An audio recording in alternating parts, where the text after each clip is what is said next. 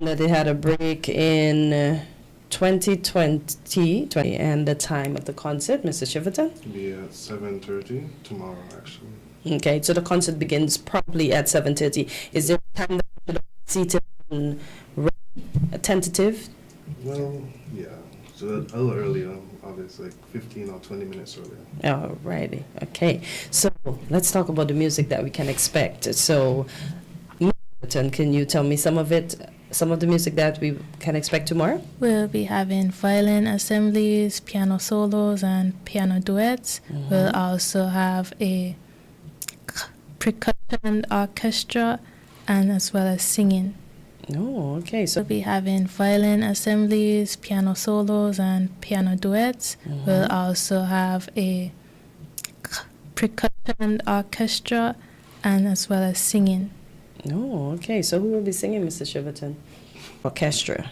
Yes, we'll be having maracas, castanets, the giro, as well as the cuatro, which is a Venezuelan string. Where will the funds be going to? We'll be going to the Wesley Methodist Church. They are celebrating their I like the fact that the funds are Going back to the Harris Home, the Cadnan Home for the elderly. towards people needing medical care, and that will include include PALS, because we know that's Pediatric Assistance League for Assistance League for the children of St. Kitts and Nevis. And I also see you feed folks. That's so nice. Yes, there's a monthly community food drive to help those in the community. Okay, so for persons that are listening, I just mentioned that they want to contribute. How can they do so? Come to the concert and pay for the tickets and just help donate. Okay, so you don't collect food, you don't have a food drive? No. Okay, all right. So she just told us how to contribute to the food. So what concert does the music school hold each year? Two. Okay. One in December. Those are usually for the juniors, where it's like practice. Okay. Where they sing and they play the piano for their family and friends to prepare them to be in front of the big stage. Which is this concert The coming up July tomorrow? one. Okay. Which is for the seniors, where we have, well, everyone sings at this concert, Okay. but it's mostly the more mature students, also the past students come and they perform for you.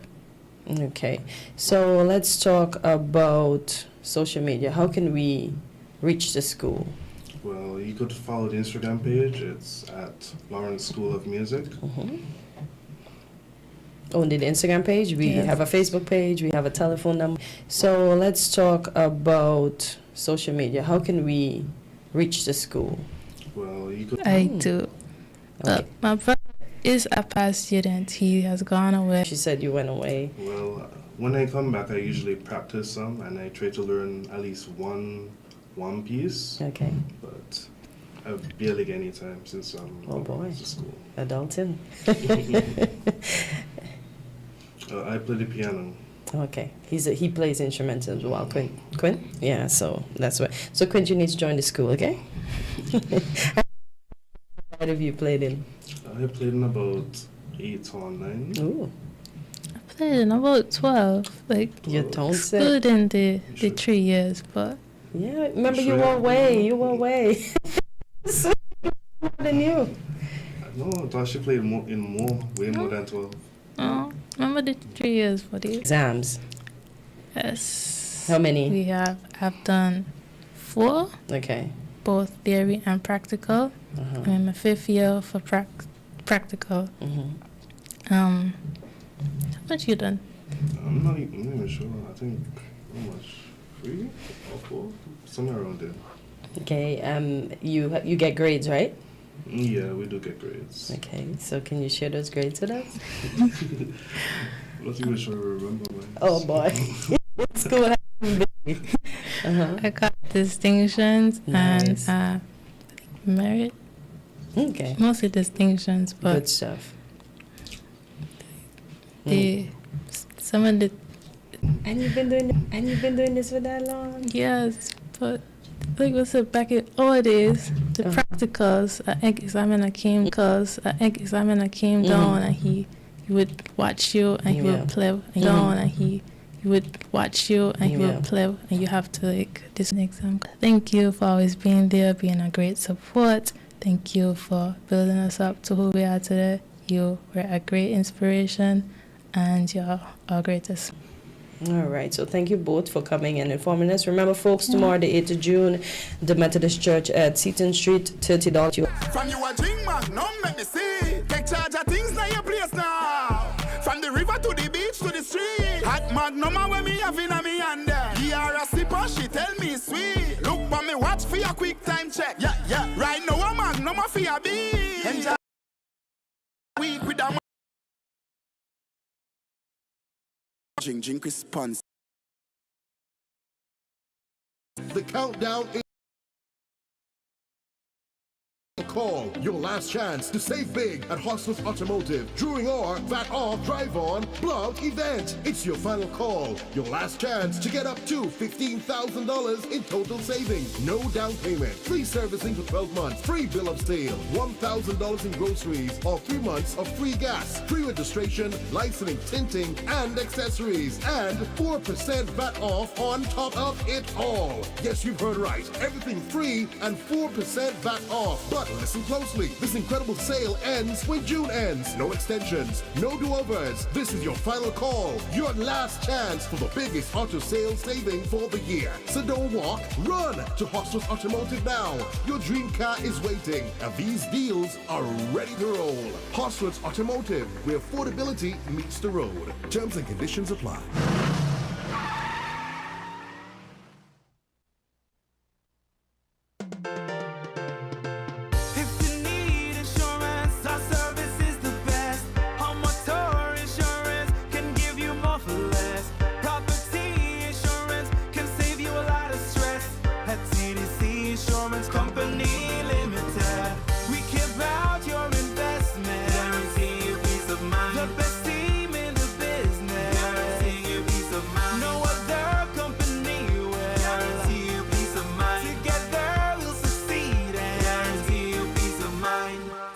Insurance Company Limited, where you get more coverage for less.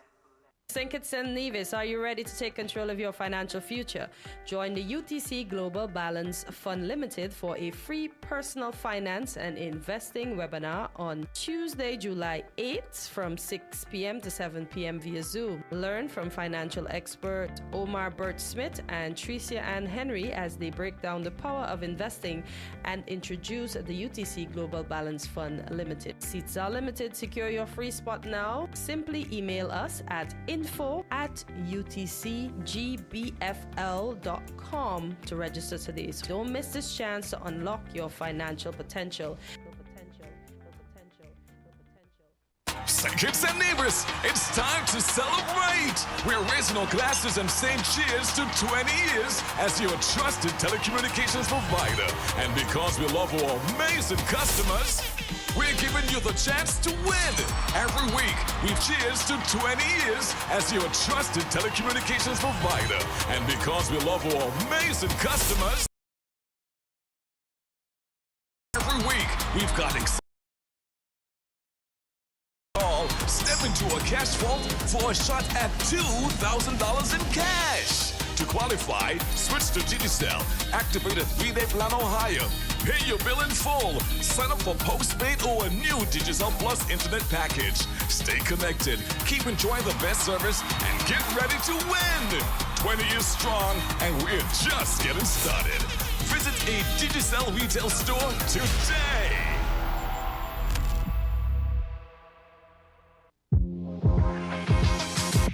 Welcome to Island Tea with your faves.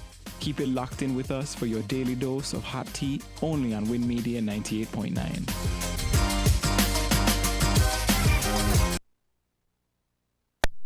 On Island Tea. And as we continue along, I just want to send out a bit of condolences to the folks out over there in the U.S., especially in Texas, where we had the rapid flooding. And I see one headline that's from CNN that says at least 80 confirmed dead, 41 unaccounted for in Central Texas floods. And then I saw another article that said they were cloud seeding. I don't know how true that is, but when I think about cloud seeding, I remember Dubai when they were cloud seeding and they ended up flooding. And then when I looked at some what is cloud seeding? I'm not. They force the clouds to rain, whatever mechanism they use. Oh. Yeah, I don't know how it happens, but Okay. yeah. That's interesting. Whatever they do to the clouds, it floods the place. So I saw an article that says I sent it to myself, but now I'm trying to find it because I saw it. So you're saying they intentionally try to cause rain, maybe because the place is too dry or whatever, but don't mess with God's creation. It becomes problematic. So that's what I saw. I don't know how true it is because, when things happen, the other side always come up with things to say. It's funny though, I remember way back when I was in school in the Virgin Islands, I was about 10, 11 years old, and we had a book that was part of the syllabus, and in that book it said that even way back then they were tampering with nature, we shouldn't do that. It says cloud seeding, add silver iodide. That's how the word goes, IODIDE. I'll have to check the pronunciation. And other chemicals into the atmosphere. While small amounts may not be harmful, long-term exposure could be risky. These chemicals can enter the air, water, and soil, leading to potential health concern. So it says 9 U.S. states are currently using cloud seeding, while 10 have banned or have considered banning cloud seeding or weather modification in general. Federal cloud seeding involvement and support is minimal. Cloud seeding may increase water availability and result in economic, environmental, and human health benefits. And I see they have camps going on now because, school's out.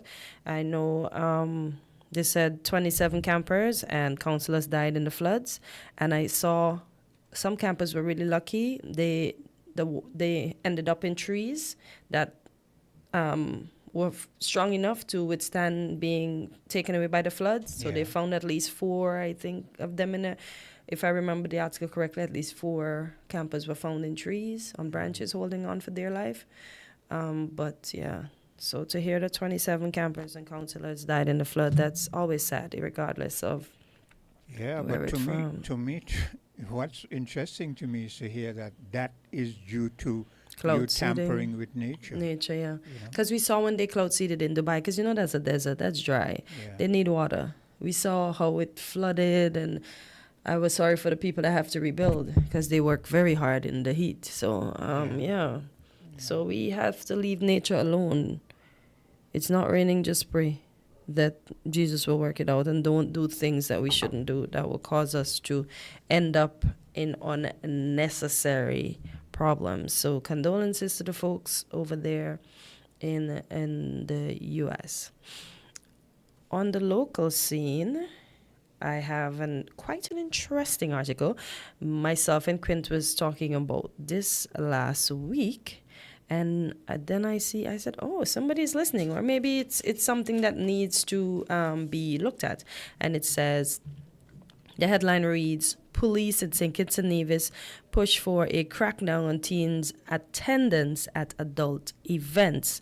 And the article was written by Yolanda Wicks, our very own, and it says, as society continues to evolve, the issue of teens attending adult events has become a talking point. Whether it's a music festival, a nightclub, or an adult fete, these gatherings often involve mature themes, alcohol, smoking, and other behaviors. The primary concern is that many of the events are not designed with teenagers in mind, yet they are present. At a July 3rd press conference for the Royal St. Christopher and Nevis Police Force, Assistant Commissioner of Police Travis Rogers declared juveniles have no place in adult events. This was evident during the 2025 St. Kitts Music Festival, and we are concerned because they are juveniles, and juveniles have no place in an adult event. To address this issue, adults must take responsibilities, Rogers said. He explained that the police intend to start collaborating with the community and private sector to establish clear guidelines for age-appropriate entertainment. Once these guidelines are enacted, the police will actively monitor gatherings and enforce stricter entry requirements for underage We have a caller. attendees. Caller, go ahead. You're live on Island C. Hi, good morning, Cotton. Yeah, good morning, Quinn. Good morning. How are you Good doing day. today? Good day. So nice. Yourself? Good. Fine, Can't complain. fine, Trying to yeah. be better than yesterday. Yeah. I just tuned in and just want to piggyback on what I experienced yesterday. As you know, Nevis had the Mango Festival. Yeah. I don't know if it climaxed yesterday, but from my end and from all accounts, from, say, the Southeastern Peninsula and the vehicles that was packed there and the persons that went over, Yeah. I would say it was well attended. And the summer initiatives, they can only get better, bigger and better as the organizers plan for these events. I noticed in the Frigate Bay area, they already put up the post for the Jerk Grill Fest. Fest. Yeah, Grill Fest. It's going to be held on the 26th Yeah. of this month. Yeah. I say that to say, though, that if you do a comparative analysis across the Narrows, on both ends of the Narrows, Nevis's end is much more welcoming than our end. Yeah, You know, that has always been the case. Why would you say Nevis? Because it's just the case. No, I Look, want to know why. I've been to Nevis on a very few occasions, but one of the things you know when you hit Nevis is the friendliness. You feel it. You don't just get it. You know, there's no pretense whatsoever. It's just there. I'm hurt. So, you're trying to say over here Yeah, we're not a entertaining and a friendly folk? Is that what you're saying, caller? It is what it is. It's a level of certain pride that we, on our end, we have not hold dearly to us in terms of welcoming. Case in point, I'm diverting a little bit. The Christina disaster that was held on August 1st, 1970, there was a plaque, a monument to remember those who have passed in that event. How long did it take for us on our end to initiate in that and put a monument to really? If that is a test, a litmus test, yeah. So I say that because Wally Beach is much more welcoming. Were you to take the water taxi from our end and go over there? But I can see some progress because in 2016, 2017, when I was a member of the board of directors for Kelec, I sat at that monthly meeting and I made a proposal for visual lighting over on our end. You know, when that lighting was put there, recently, for the past week or so, I have seen signs of it prior. And I said, I made that proposal on the board of directors. And I say, politicians are the ones who's going to be using that area. And it's only when the politicians fit that, I mean, for the time of the night. You're breaking up. Hello? Okay, we can hear you now. Yes, I made the point because I say, even though ordinary folks use it, it is only when the politicians see fit, they're going to want to fast forward the project. And so You're breaking up again. There now. There are lightings over there now, but potential now. There are lightings over there now, but potential. Hi. Hello? Hi, we can hear you. Yes. But there are lightings there now, but the turf itself and so forth, all of that needs to be sorted out. You mean The over south is at the Southeast Peninsula, right? Yes. Okay. They have thrown some tarmac there from time to time, but it needs to be maintained. It needs to be sorted out, planned, and get it done efficiently so that adequate parking, when it rains, it doesn't create this puddle and these potholes and so forth. But Nevis's end is always welcoming. Trust me, we have to give kudos to our Nevisian sisters and brothers. We can just borrow a page from their book because they have borrowed from us. So why not? So we can enhance both sides of the narrows and, for all us nationals and our visiting guests alike. Another thing, Quinn, I want to draw my attention to some housing development that is taking place in the Newtown area. If you were to drive by the fire station, you would have noticed a white building right there to the foot of what we call East Street. There was one that was constructed further in the middle of East Street as you go up. Yeah. My concern is, Quint, is that we can say that there are 3 generations now. The elders that I knew once lived in those houses, their Pickney and their grand Pickney has come of age now. And so you could say 3 generations. And my fear is that once that project is rolled out, those 2 generations from the grandparents would not able to benefit to have a modern building, a good place with a good roof, and so to say, well, at last, my grandmother dreamt of it. I heard my mother spoke about it, and me as the Grand Pickney now have seen it. I am afraid that even the prices for those apartments is going to be put beyond the reach of those that are there. And not only that, the housing department should adopt the first right of refusal. Approach these people and let them know these houses are for you. You have the first right of refusal, at least. And if they refuse it, then so be it. But don't do it to like put it out of their reach so that they may not inherit a proper housing space for the next 50, 60 years, 70 years or more.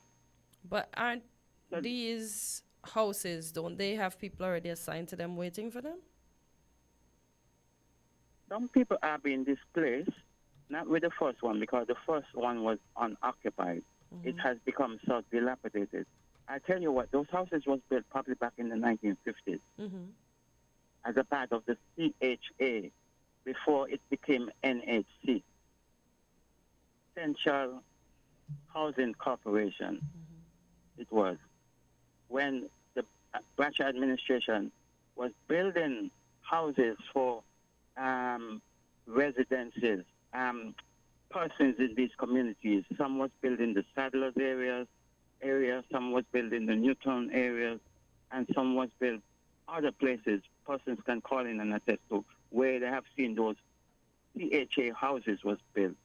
When we move up to Conspassia in the 1970s, there was 1 or 2 prefab houses right there by the Simaka parking lot where Simaka used to be. They were prefabs. But that was ongoing of the NHC, the CHA project, to provide affordable housing for the people. Affordable housing. Those houses that I'm seeing now, I'm afraid that they're not going to be affordable to the people that are there. And I can assure you that the line is very long, curtains here, for persons from even different communities to benefit from those houses. Africa, I would assume that if the government or whoever is doing housing in that area, it is to facilitate those who live in that area. Isn't that the case? Shouldn't that be the case? That would be most people's assumption, but it doesn't always be the case. So the first right of refusals the first right of refusal should be a mechanism that should be in place to safeguard those people. The assumption of, look, my grandmother was living here, and we was asked to move because they were demolished and rebuild again, and so I should be the first person. But you don't think that's how it goes? Because I think most of the people that went back into the blue houses that are on Wellington Road, I know them to be living there before. They were placed in the blue buildings that were built up just behind where Hosford's car stuff is. Yeah. And then I saw them move over back into the blue building once they were done. So don't you think those folks who were there are the ones that are going to get that? You think somebody else is going to be in line to get it before them? Yes. And I know because I have received a call from a concerned citizen. And so I'm just, putting it out there because I'm like the guard keeper, the landlord, so to speak. Well, I'm a community-oriented person. Well, let's put it out there that the member for that constituency, his job is to provide appropriate housing for the people in that constituency. So if people are displaced for whatever reason, it is his job to facilitate the people of his constituency. I'm sure he's well aware of that. Anything that goes... Me and him, we get along very well. I have not seen him in a while, but once I grace his presence, I'm going to send him a gentle reminder of what that really, entails, that those housing projects. Because I could say, kudos to Minister Jeffrey Hanley, the representative for Constituency 1.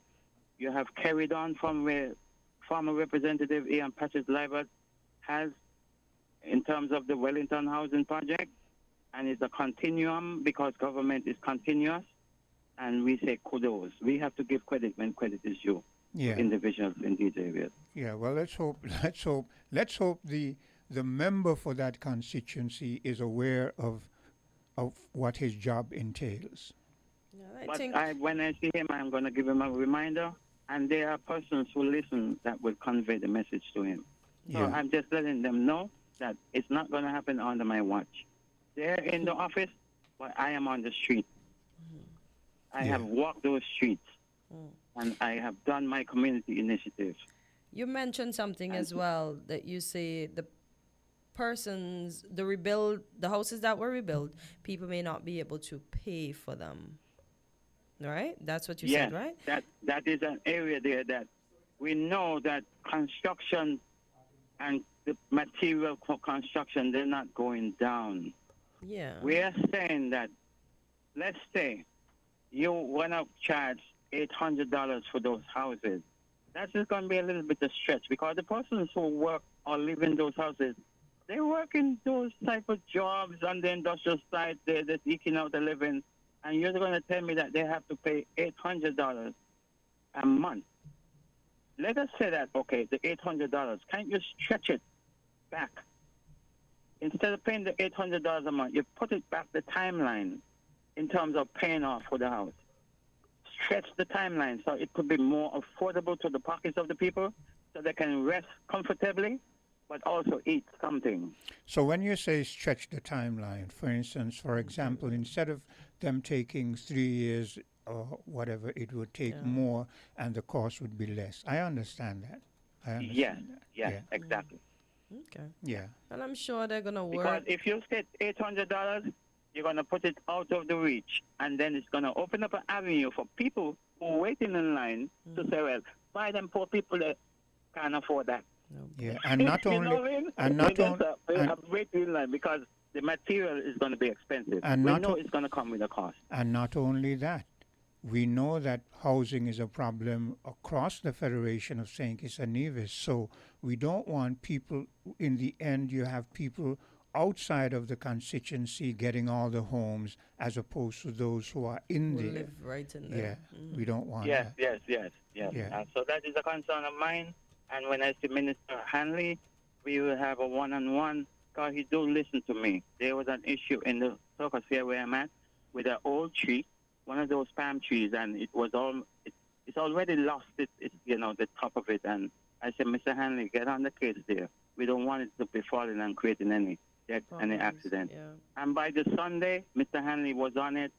The logistics came, they cut it in pieces, and it was done. So I know he listened to me. Okay. I mean well. Yeah. Even though I never vote for him, I'm a member of that constituency, and the person is going to vote for him regardless. Well, that's good. That's good. That's for listening. Okay. You're welcome. Thanks for bringing that to the fore. Yeah. I have this bit of information I wanted to read this morning, but I couldn't find it, just like you when you're looking. You have them right there, but then they don't want to show up. Yeah, so it says, veteran Caribbean journalist Ricky Singh dies. Oh, condolences to his family. Yeah, CMC, the veteran and respected Caribbean journalist Ricky Ramota Singh died in Barbados on Saturday. He was 88 years old. The Guyanese-born Singh, who received an honorary doctorate from the University of the West Indies, UWI, and a Lifetime Achievement Award from the Guyana government in 2023, has been ailing for a long time. The founding president of the now defunct Caribbean Association of Media Workers, CAMWORK,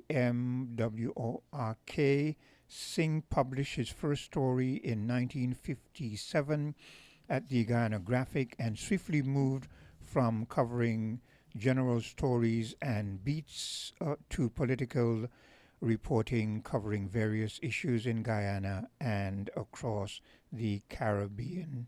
Across the Caribbean. So there's a bit of information. Renowned journalist, gone to the great beyond. Okay, and may his soul rest in peace and to his family. And a Guyanese at that. Yeah, look at that. We got plenty. So condolences to the family. May his soul rest in peace, and may you find comfort in God at this time. Good morning, Miss Henry. How are you doing today? Giving God thanks as usual. They said the temperature going up to 91 and 90 and stuff like that. Boy, that's why I tell them, put on the sunblock, protect the skin. Put on a hat too. All kind of things, Miss Henry. Keep Cover the yourself. out to the sun. Yep. Now, this thing with the police about they gotta look into it. That's ridiculous. I think it's when the chief of police Warren was here before he was here. A bill went to the House, through the Parliament, that children, in terms of when they could be on the road, to go into these places, they needed to show an ID. But a potential is ours. You know the potential bar. After the police station. I don't really recall. Yeah?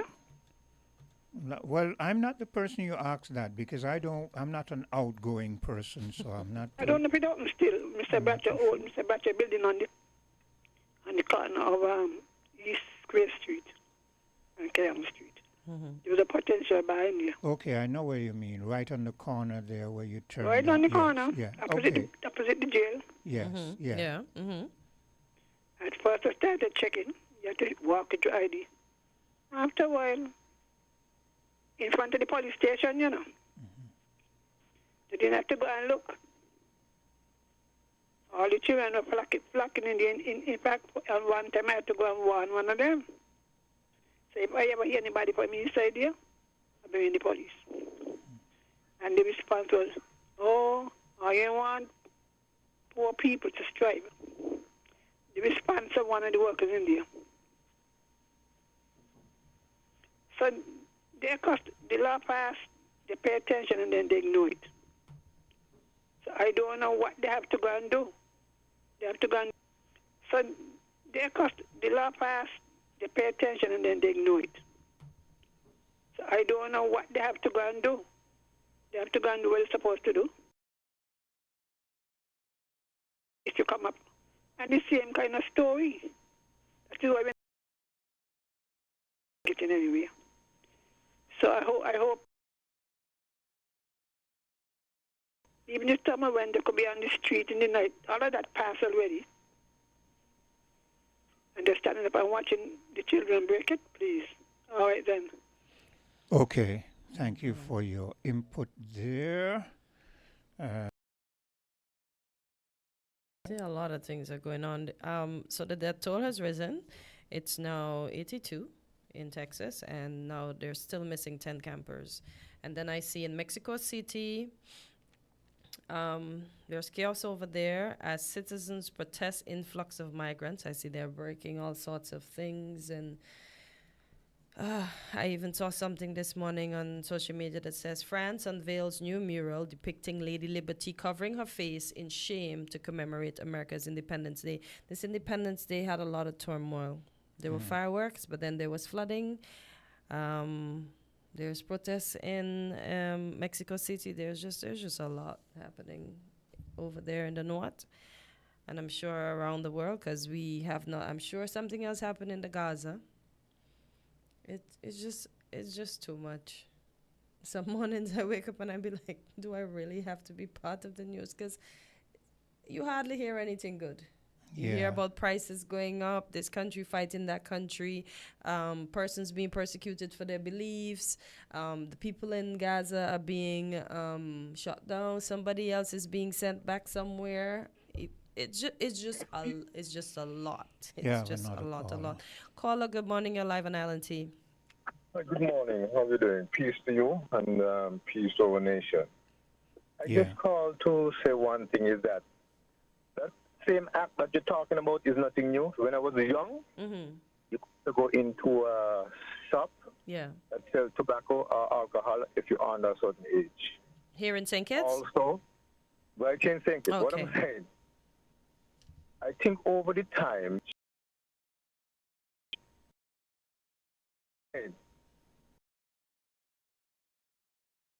that was there, the cry was saying there were colonial laws, so they tried to make some adjustments. But I'm saying the laws were there a long time because we had to abide by them. But I'm listening to the conversation, and the blame is just on the police. The law then, and I think the law is still now, there are responsibilities on persons who own those places, or work in those places to ensure persons entering those premises are of age, persons buying those drinks are of age, persons buying tobacco, now we have marijuana, are of age, and not to sell them. And if the police knows that persons entertain such persons, the person could find themselves in problem. But I realize of days, as you mentioned before, if the police try to do their job, they don't want to see poor people prosper. But the law is clear. And I think that's where we have a breakdown. People are calling on the police to enforce, but no one else wants to enforce. Because remember, the police is not in the bar or the place. Well, I'm not going to use music festival, I'm just saying the other area. So therefore, the responsibility are there. I went to Texas. I was a grown man, police officer, and I went to buy some alcohol for some uncles of mine. They asked me for my ID. I showed them my police ID, and they said, okay. So what I'm saying is not just the police, but the persons in these establishments are responsible, according to the law, to ensure who they are selling to, they have age to purchase such. So I am calling our nation, persons with establishments selling alcohol and tobacco, to ensure that children do not purchase. Even myself, I will still go, and I will see children and say, hey, you're not supposed to go in there to sell tobacco. I must then say I went over Marriott, and a place that sells alcohol say, children under, I think, is 17 or 18, not allowed inside here. If our local businesses would do something like that, I think we wouldn't be talking like this today. So I just wanted to make that clear. The laws was there since when I was a child. And I guess maybe one or two others might call in to confirm that. And then even on the streets, you could not have been on the street at a certain time and you're adult. I mean, your parents do not know where you are. Even during school time, when I was small, you could not have been on the road and school there. You have to be in school, or else you and your parents have been in problem. What I'm saying, what we're talking here is nothing new. But because if we have a resistance because of how the laws came and not realizing what was happening, then we will have a breakdown in this laws and persons trying to abide by it. and maybe make it even harder, some of them impossible, enforce the laws that are there to protect lives and to ensure our children, remain children, and govern them as college. So I just wanted to share that with the public. So I'm just thinking to Nevis. Okay. You all have a blessed day. Thank Same you, to you you. too. I just bumped into this article here coming from St. Vincent and the Grenadines, and it says 2 members of the Special Services Unit of the Royal St. Vincent and the Grenadines Police Force has been placed on administrative leave after a video surfaced on social media showing them beating up a man. The video shows the 2 officers wearing their green camouflage tactical uniform beating the man repeatedly even after he falls to the ground. The circumstances surrounding the beating are unclear, but the RSVGPF says in its statement that it unequivocally condemns the inappropriate actions of 2 police officers captured on video calculating and circulating, that is, on social media. Yeah. This is why sometimes I say I have no faith in them. But to go back to the topic that we were on, and I know Mr. Pell said the adults, because I didn't get to read the article in its entirety. It says to address this issue, adults must take responsibility. He explained that the police, Roger said he explained that the police intend to start collaborating with the community and private sector to establish clear guidelines for age-appropriate entertainment. Once these guidelines are enacted, the police will actively monitor gatherings and enforce stricter entry requirements for underage attendees. You have a caller. Okay, caller, go ahead. You're live on LNT. Yeah, good morning. Good morning to you guys. Good morning. Yeah, Be brief because Voices is coming up next. So be brief. We have 2 minutes. Great contribution. Yeah, no problem. Great contribution by that guy, Pell. Me personally, it just seems like persons are not trying to obey the law. There's laws on the books already. The law needs to be obeyed. And if they're not obeyed, we just need to enforce them. It's not just the police. The police is not in the establishment. The establishment has to enforce the age-appropriate laws, whether it's to buy cigarettes or alcohol, and like we're talking about recently, to attend these events where it's explicit and adult content. You know, we should keep our children away from those venues. And they have a parliament session that's scheduled the 10th, I think is Thursday coming up. And according to this age-appropriate law, I believe our parliamentarians should revisit that. Thanks a lot, man. You guys have a good day. Okay, and as we wind down, your closing statements. Just for everyone to have a good day, and as he said, let us all work together. The police acts at the community, the adults work together to keep the children safe, keep them out of things that they don't belong in, so we can build the best society that we can. We may not be able to build a just one, because everybody's not going to be on the same page, but at least one that stands for something and not fall for everything. Yeah, I agree. And with your sentiments, I concur. And